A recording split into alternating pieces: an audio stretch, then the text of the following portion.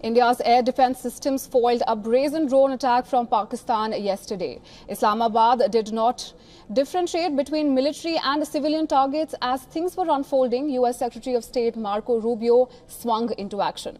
Now, Rubio dialed his counterpart in New Delhi and Prime Minister of Pakistan in Islamabad. U.S. Secretary of State asked both India and Pakistan to de-escalate and urged both Shehbaz Sharif and S. Jaishankar to go for dialogue and to de-escalate tensions. Now, apart from that, what can be done considered a common appeal. Marco Rubio had a different message for both India and Pakistan. Speaking to his Indian counterpart, Rubio said US stands with New Delhi in its fight against terrorism. Meanwhile, to Pakistan's Prime Minister Shehbaz Sharif, Marco Rubio said that Pakistan should end its support for terrorist groups. Now, these are the grabs of official statements released by the United States State Department on its website after Rubio's call with Sharif and Jaishankar. The message is clear for Islamabad: end support to terrorism. Now, the accusation about Islamabad has also been denied, and this time it's coming from US and not India. Hours after Marco Rubio's statement, US Vice President J.D. Vance was asked about the ongoing tensions between India and Pakistan. Vance, in an interview with Fox News, said that conflict between India and Pakistan is none of their business. He also added that US can't ask India and Pakistan to lay down their arms. All US can do is try to encourage India and Pakistan to de-escalate. We want this thing to de-escalate as quickly as possible. We can't control these countries, though. Fundamentally, India has its gripes with Pakistan. Pakistan has responded to India. What we can do is try to encourage these folks to de-escalate a little bit, but we're not going to get involved in the middle of a war that's fundamentally none of our business and has nothing to do with America's ability to control it. You know, America can't tell the Indians to lay down their arms. We can't tell the Pakistanis to lay down their arms. And so we're going to continue to pursue this thing through diplomatic channels. In the meantime, former Pentagon official Michael Rubin has supported India's military response to Pakistan after the dastardly Pahalgam terror attack. In an interview, Rubin minced no words against Pakistan and said that despite adding Lashkar-e-Toiba to the designated terror group list, the US never designated Pakistan itself as a state sponsor of terror. While the United States has previously designated individual terrorist groups like Lashkar-e-Taiba, we haven't designated Pakistan itself as a state sponsor of terror. It's time to stop designating the tentacles of the octopus and designate its head, period. Now, beyond that, absolutely, the United States should side unequivocally with India. The job of any democratic leader is to protect its citizenry. India's border security force has foiled a massive infiltration build in the Samba sector of Jammu and Kashmir. And in the intervening night of 8th and 9th of May, a group of terrorists tried to enter India with the support of Pakistan Rangers posted at Dandar. In the ensuing firing, at least 7 terrorists were killed and the Pakistani post suffered massive damage. We are being joined live by Mr. Nitin A. Gokhale. He is a national security analyst and author. Thank you so much, Mr. Gokhale, for joining us on WION World is One. My pleasure, please.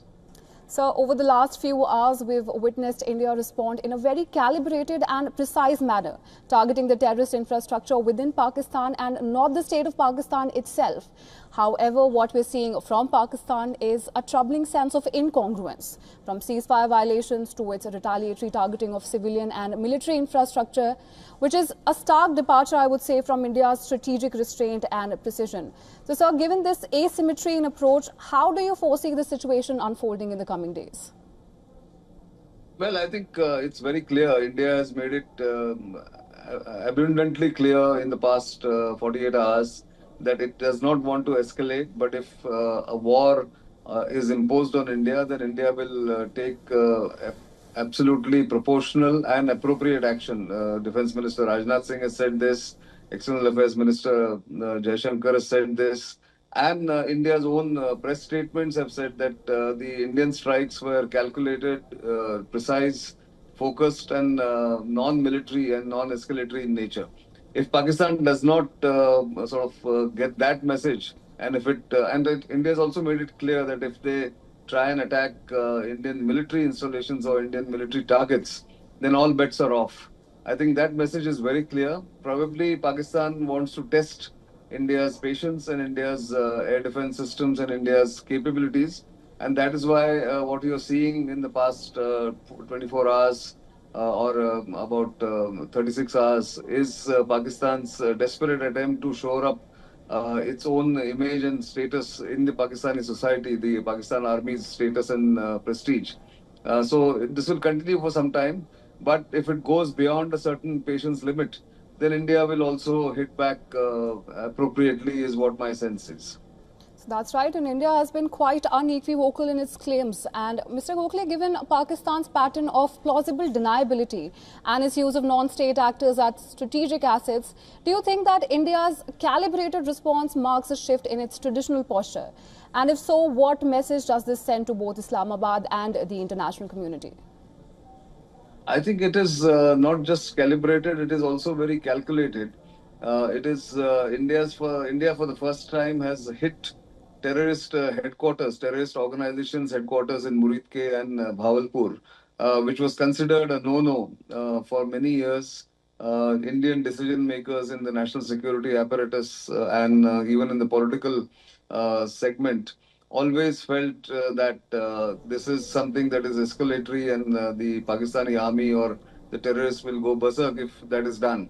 But India has shown that it can hit and hit decisively and effectively, as was done on 7th of May early morning.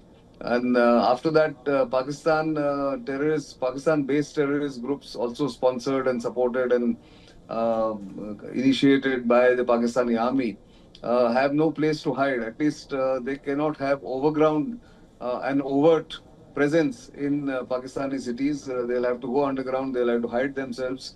I think that is a effect of India's strike against terrorist infrastructure and terrorist headquarters, which has been achieved after the 7th May Indian precise and pinpointed attacks. Right, Mr. Gokhale, and that leads me to my last question. We've seen a nervous Pakistan resort to fake news and digital propaganda. We've seen fabricated military victories to misleading narratives aimed at shaping the global perception. Now, given the intensity of the information war, could you help us and our viewers understand just how serious this is and why it's so important to stay vigilant against such misinformation, especially right now? Well, you have to stay vigilant because today there's an overload of information, and there are several platforms that bring information to gullible citizens and viewers and readers. So one has to certainly stay, very vigilant because deep fakes can mislead you, as probably you would have seen yesterday. Pakistan got a taste of its own medicine when the DG ISPR's press conference was probably dubbed so effectively and beautifully that there is a video circulating where he's supposedly admitting to having lost two JF-17 airplanes to India, which turned out to be fake. It was some voice and modulation was imposed on his original video. So one has to be very, very careful. It can mislead and it can demoralize anyone who falls victim to it. But I'm not surprised that Pakistan is doing this right from 1947 when it was created. Pakistan has been taking support and help of lies and blatant lies, not just to its own people, but also to the international community, to the United Nations. And more hilariously, I must point out that on 6 September 1965, 60 years ago, nearly 60 years ago, when Indian troops entered Pakistan and went near Lahore, short of Lahore, about 8 to 10 kilometers short of Lahore. That day is celebrated in Pakistan as Pakistan Defense Day, even to this to date after 60 years. Even after the 1971 surrender in Dhaka, which happened on 13th of December 1971. If you look at the Dawn newspaper headline, General Yahya Khan says that we will fight till the end. although they had already surrendered in East Pakistan and had ceasefire had been declared in West Pakistan. So that's Pakistan's nature. It's in its very DNA to lie, to misinform, to disinform, and to deceive its own people. Forget about anybody else. So I think we need to be aware of this fact and fact of history. Right. Thank you so much, Mr. Gokhale, for joining us on the broadcast and sharing your perspective with us.